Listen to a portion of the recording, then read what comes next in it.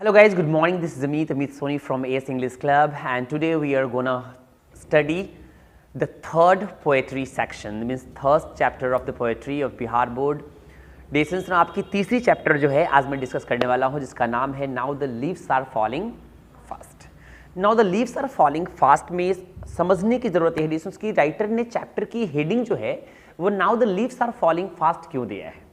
पहले इस चीज को हम समझेंगे, उसके बाद लाइन बाय लाइन पोएट्री के अंदर जाएंगे। This is gonna be wonderful and very intellectual chapter डेशंस। तो now the leaves are falling fast की जो मीनिंग है मैं एक मिनट में सबको समझाऊं। Now the leaves are falling fast में राइटर ये कहना चाहते हैं, इसकी शाब्दिक मीनिंग यदि लगाएंगे, इस हेडिंग का यदि शब्द बाय शब्द वर्ड टू वर्ड यदि मीनिंग लगाएंगे तो इसका मतलब होता है अब पेड़ से पत्ते गिर रहे हैं, अब पेड़ से पत्ते गिर रहे हैं। मगर यहां पेड़ से पत्तों को लाइफ से कंपेयर किया जा रहा है कि जिस तरह से लगातार पेड़ से पत्ते गिर रहे हैं, आदमी की जिंदगी लगातार खत्म हो रही है, यानी लोग क्या कर रहे हैं, लगातार मर रहे हैं। नहीं, डिशंस now the leaves are falling fast से मानव जीवन की तुलना की जा रही है कि जितनी तेजी से पेड़ से पत्ते गिर रहे हैं उतनी ही रफ्तार से इस दुनिया से लोग भी जा रहे हैं, जीवन क्या हो रहा है, खत्म हो रहा है, लोग मर रहे हैं। नहीं तो अंत में राइटर जो है इस चैप्टर के अंदर क्या बात कर रहे हैं, क्या मैसेज दे रहे हैं, वो तो हमें अंदर जाने के बाद पता चलेगा। चैप्टर के अंदर लाइन बाय लाइन पढ़ना होगा। So let's be continue to the video, let's be continue to the chapter. चलते हैं पोएट्री के लाइन टू लाइन एक्सप्लेनेशन के साथ।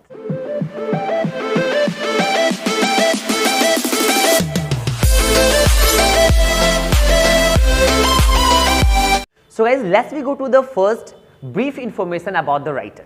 ओके, तो सबसे पहले हम राइटर की इन्फॉर्मेशन जानेंगे, because I am telling you from the last videos also. हमने पिछले वीडियोज में भी बहुत बारी बातें कही आपको कि when you will be asked a question to explain the lines, आपको लाइन एक्सप्लेनेशन के लिए जब भी क्वेश्चंस पूछे जाएंगे तो आपको सबसे पहले राइटर की ब्रीफ इन्फॉर्मेशन आपको लिखनी पड़ेगी कि वो लाइन्स किस चैप्टर से ली गई है, कौन से राइटर हैं उसमें, आपकी बुक की नाम भी लिखनी पड़ेगी कि आप अपने जो चैप्टर्स हैं, बुक जो है रेनबो, आप उससे इस बुक को, इस चैप्टर को उठाए हैं, इस पंक्ति को उठाए हैं इस चैप्टर से, और राइटर उनके ये हैं वहां से। This is very important. तो राइटर के बारे में कुछ भी ब्रीफ इंफॉर्मेशन मैंने आपको बिगिनिंग से दी है।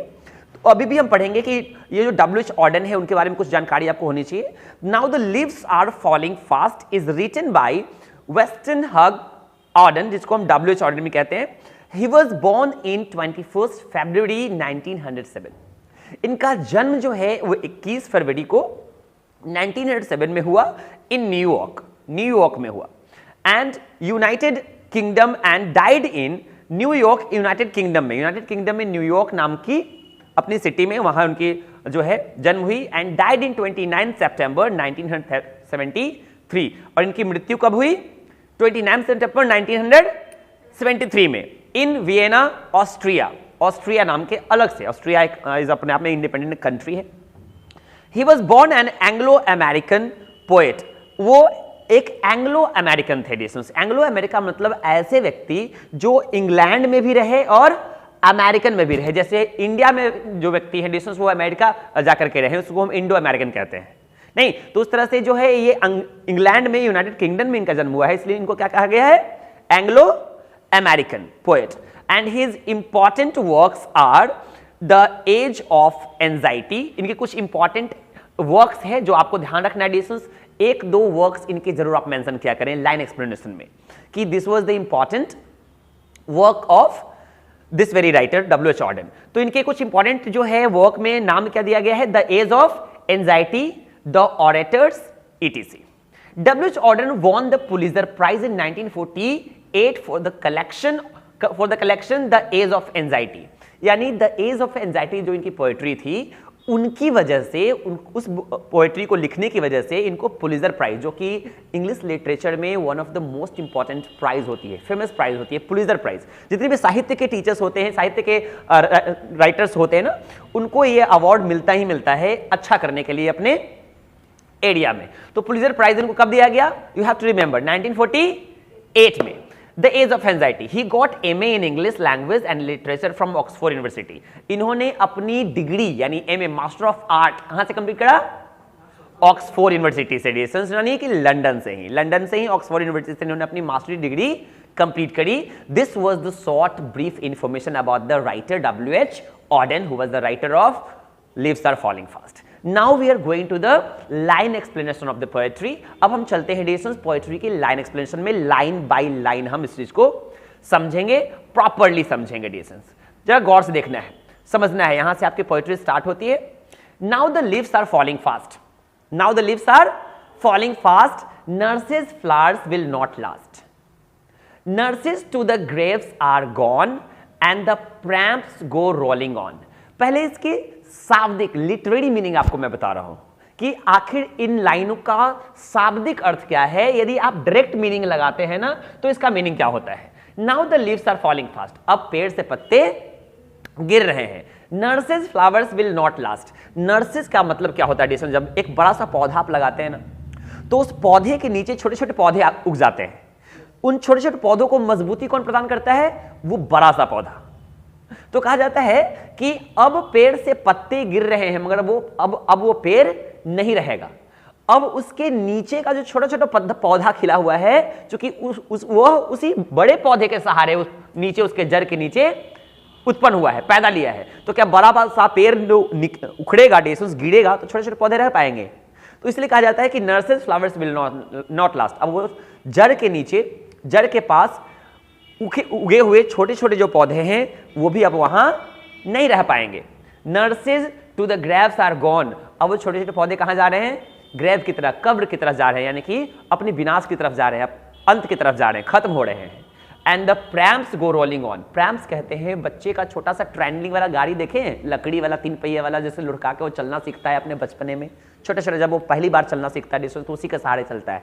नहीं, अब तो वो हम स्टैंडर्ड वाला आ गया है, प्रैम्स डिसन जो छोटे छोटे गोल गोल वाला, उसमें बच्चे को बैठा दिया जाए, गिरने का भी सेफ्टी इश्यूज भी नहीं होते उसके अंदर, तो उसी को प्रैम्स कहा जाता है। यानी बच्चों के प्रैम्स रोल कर रहे हैं, यानी बच्चे प्रैम्स अपना गाड़ी वो जो है घरका रहे हैं, ट्रंडल कर रहे हैं। ये शाब्दिक मीनिंग है, बट राइटर इसके थ्रू इनडायरेक्टली क्या मैसेज देना चाहते हैं।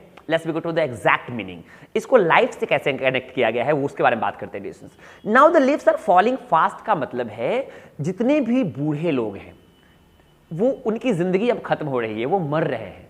यानी कि हमारी धरती से जितने भी एजेड लोग हैं, बूढ़े बुजुर्ग लोग हैं, वो क्या हो रहे हैं, मर रहे हैं। यानी रोज किसी न किसी की क्या हो रही है, डेथ हो रही है।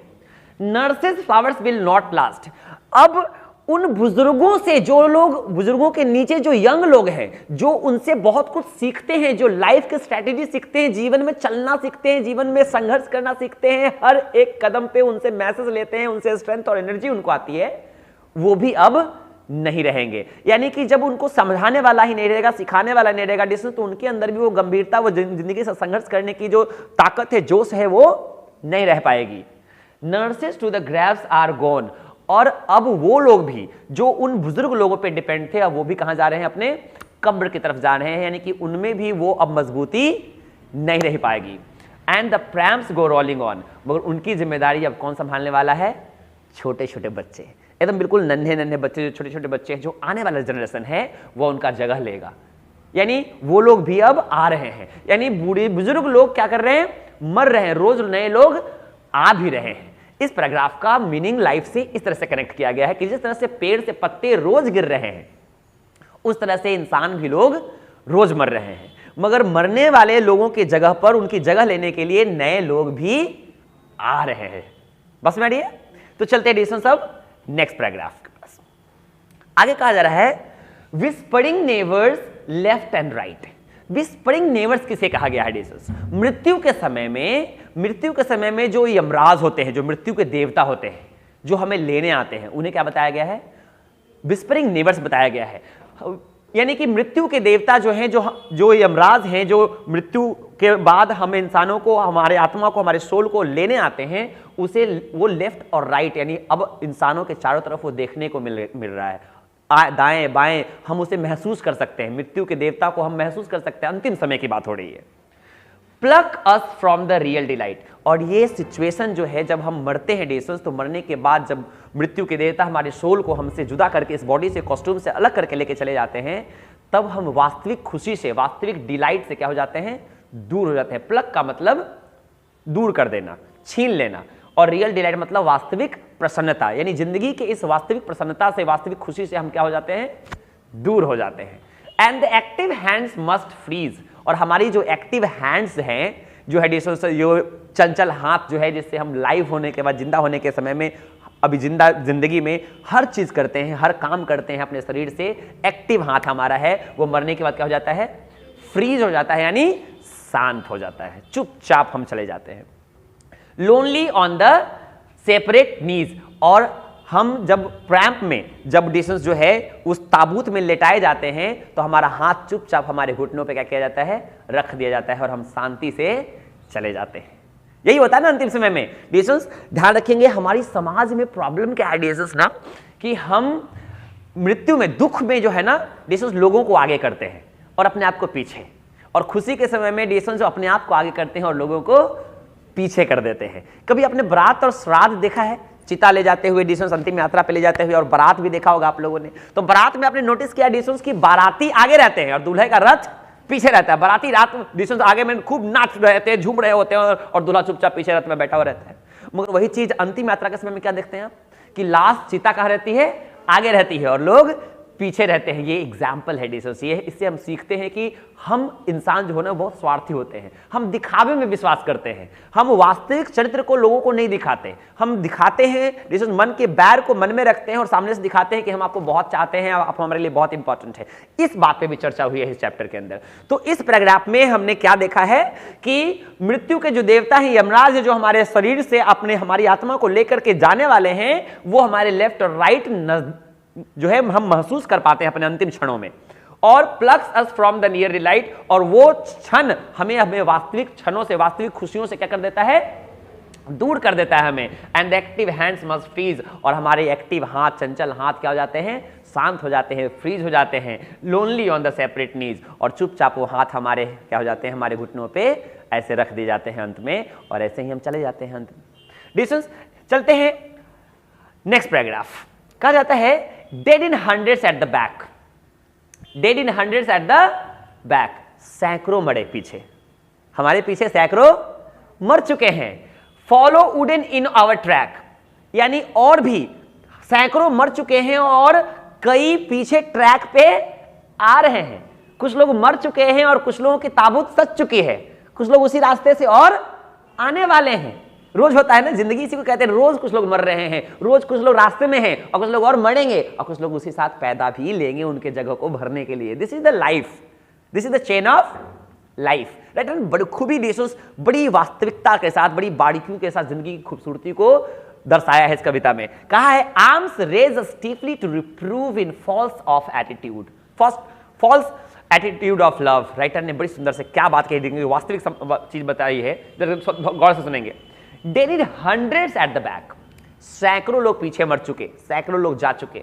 Follow wooden in our track, और उसी रास्ते पे कई लोग और भी आगे बढ़ रहे हैं। Arms raised steeply to the reproof in false attitudes of love, और अंतिम यात्रा में जो ताबूत को, इस जो अर्थी को जो हम लोग कंधे पे टांगते हैं ना, उसके बारे में कहा गया है कि लोग अपने हाथों को उठा करके उस ताबूत को संभालते तो हैं, मगर कैसे? स्टीफली, बड़ी खरूसियत के साथ, बड़ी मनहूसियत के साथ, बड़ी गुस्से के साथ। एंड रिप्रूफ का मतलब जैसे मान लीजिए खिंचता हुआ, गुस्से में चिड़चिड़ाता हुआ, मन नहीं है, मगर फिर भी उस चीज को हम अपनी परंपरा समझ करके फॉलो करते हैं। फॉल्स एटीट्यूड ऑफ लव, और झूठा प्यार दिखाते हैं। यानी ऐसे समाज में बहुत सारे लोग हैं जो सिर्फ इस वजह से उस अंतिम यात्रा में आ जाते हैं क्योंकि उनकी अंतिम यात्रा में, उनकी मजबूरी में, उनके किसी काम में पहले कभी किसी ने क्या किया है? मदद किया है। इसको परंपरा सिर्फ मान लिया है, दिल से हम इस चीज को नहीं मानते हैं। तो राइटर कहते हैं कि हम फॉल्स एटीट्यूड ऑफ लव दिखाते हैं, अपने झूठा प्यार दिखाते हैं। हम दिल से नहीं करते उस चीज को। ताबूत को उठाते तो हैं, मगर बेमन से उठाते हैं। कैसे उठाते हैं? बेमन से उठाते हैं, बेमन से मदद करते हैं लोगों की। आगे क्या कहा जाता है देखिएगा। Starving through the leafless would, कहा जाता है जिस तरह से पेड़ से पत्ते जब गिर जाते हैं डिसेंस, तो वो नीरस हो जाता है, ठीक उसी तरह से हम बहुत सारे लोग जो हैं भूख से मर रहे हैं। बहुत सारे लोग भूखे हैं, नहीं, बहुत सारे लोगों को समय पे खाना नहीं मिल रहा है, नहीं, एक वक्त की रोटी नहीं मिल पा रही है। बहुत सारे लोग बहुत परेशानियों से जिंदगी में झेल रहे हैं। Trolls run a scolding for their food, कहा जाता है डिसेंस ट्रोल्स का मतलब जो है एक दैत्य से, एक राक्षस को बताया गया है, एक ऐसा राक्षस जो डिशंस जो है गरीब लोगों को सताता है, यानी रईस लोगों पे, यहाँ अमीर लोगों को, पूंजीपति लोगों पे कमेंट किया गया है। कहा गया है कि यहाँ के जो रईस लोग हैं वो गरीब लोगों को खाना छीन रहे हैं, उनको भूखे रहने पे मजबूर कर रहे हैं। हमारे यहाँ हर व्यक्ति किसी को दबा करके आगे बढ़ना चाहता है। हमारे यहाँ हर व्यक्ति डिशंस चाहता है कि कोई भूखा रहे तो हम उसका खा ले, किसी का छीन ले, किसी का हक मार ले। राइटर ने इंसानी फितरत को दर्शाते हुए कहा है कि यहाँ रईस लोग, पैसे वाले लोग एक राक्षस की तरह हैं जो गरीब लोगों का अनाज तक, खाने तक क्या कर ले रहे हैं, छीन ले रहे हैं। And the nightingales is dumb. Nightingale is dumb का मतलब जो है, नाइटिंगल यहाँ ऐसे लोगों को बताया गया है जो अच्छे हैं। देखिएगा, एक वर्ड कंपैरिजन किया गया है। नाइटिंगल यहाँ किसको बताया गया है, जो लोग अच्छे हैं, मगर जो अच्छे लोग हैं इन मूर्खों के बीच, इन पूंजीपतियों के बीच, इन लालची लोगों के बीच भी अच्छे लोग, कुछ लोग जो अच्छे हैं वो क्या हो चुके हैं, डम, यानी शांत हो चुके हैं, साइलेंट है, कुछ नहीं बोल रहे हैं, किसी के पक्ष से नहीं बोल रहे हैं, चुपचाप अपना काम कर रहे हैं। And the angel will not come. और ऐसे लोगों की मदद करने के लिए कोई एंजल, कोई परी भी आने वाला नहीं, कोई चमत्कार भी होने वाला नहीं है, जैसा है वैसा ही रह जाएगा। नहीं, आगे बढ़ते हैं। कहा जाता है cold impossible ahead, lift the mountain lovely head. कहा जाता है उन पहाड़ों को देखिए, पहाड़ों के बारे में बात हो रही है कि उन पहाड़ों को देखिए, उनकी प्यारी प्यारी चोटियों को देखिए जो बहुत ही ठंडी है, बहुत ऊंची भी है और बहुत खूबसूरत लग रही है देखने में। Whose white waterfall could bless travels in their last distress. कहा जाता है कि जिन पहाड़ों से बह रही छोटी छोटी झरनों से निकलती हुई ठंडी पानी यात्रियों को ठंडक प्रदान करती है और उनको अब सारे दुखों से मुक्ति प्रदान करती है। यानी राइटर कहते हैं कि मृत्यु के अंतिम क्षणों में, जिंदगी में जब मृत्यु को प्राप्त कर रहे होते हैं हम, अंतिम क्षण होता है जब आप थक जाते हैं। पहाड़ों के ट्रैवलर्स से यहाँ तुलना की गई है डिशंस की। ट्रैवलर्स यानी कि यात्री जो जिंदगी में चल रहे हैं, जो हम लोग हैं, हम लोग यात्री हैं। डिशंस इस जिंदगी रूपी प्लेटफॉर्म पे हम यात्री रोज आगे बढ़ रहे हैं अपने लक्ष्य की तरफ, और रोज इसमें से कुछ लोग मर रहे हैं, कुछ लोग अपनी मंजिल तक पहुंच रहे हैं। तो राइटर कहते हैं कि उन पहाड़ों को देखिए जो बहुत ऊंचे हैं, बहुत ठंडे हैं, बहुत खूबसूरत दिख रहे हैं, और वहां से निकलने वाले छोटे छोटे पानी के झरने जो हैं वो हमें अंतिम समय में सुकून देता है। वहां से निकलने वाले ठंडी पानी यात्रियों को डिस्ट्रेस, मतलब उनके सारे तनाव से, सारे दुखों से क्या कर देता है, मुक्त कर देता है। जब हम उस पहाड़ से निकलने वाले पानी का पान करते हैं, उसको पीते हैं, तो अपनी जिंदगी के सारे दुखों को भूल जाते हैं। राइटर इस पूरी कविता में लीव्स आर फॉलिंग फास्ट, पेड़ और पत्तों की तुलना जिंदगी और मृत्यु से की है। राइटर ने बताया है प्रॉपर तरीके से डिशंस की जिस तरह से पेड़ों की पत्तियां रोज झड़ रही है, रोज गिर रही है, और डिशंस उसके नीचे छोटे छोटे पौधे पनप भी रहे हैं। नए पुराने पेड़ जो है, पुराने पेड़ जहां गिर रहे हैं, टूट रहे हैं, नष्ट हो रहे हैं, उसी जगह पर छोटे छोटे पौधे उनका जगह लेने के लिए फिर उग भी रहे हैं।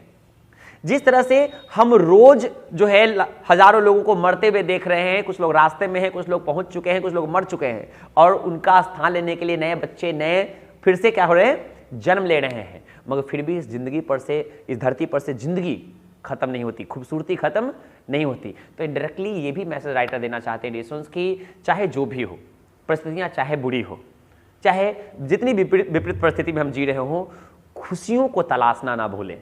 जिस तरह से देखा डिशंस की, पहाड़ भले ही ऊंचे हो, पर्वत बहुत ही ऊंचे हो, ठंडे हो, बर्फ से घिरे हुए हो डिशंस, मगर फिर भी वहां से निकलने वाली जो पानी है, ठंडक जो है, वो यात्रियों को, उनको सारे दुखों से क्या कर देती है, दूर कर देती है, भुला देती है, और उनको कुछ पलों के लिए सुकून की अनुभूति होती है। ठीक उस तरह से जिंदगी में यदि प्रॉब्लम्स के बीच भी यदि हम शांत रह करके कुछ पलों को एंजॉय करें तो जिंदगी खूबसूरत हो जाती है। अतः राइटर ने बड़ी खूबसूरती से इस पूरे चैप्टर को समझाने की कोशिश की है। ठीक है, समझ में आई बात? तो मिलते हैं डिशंस नेक्स्ट वीडियो में। Thank you, love you all.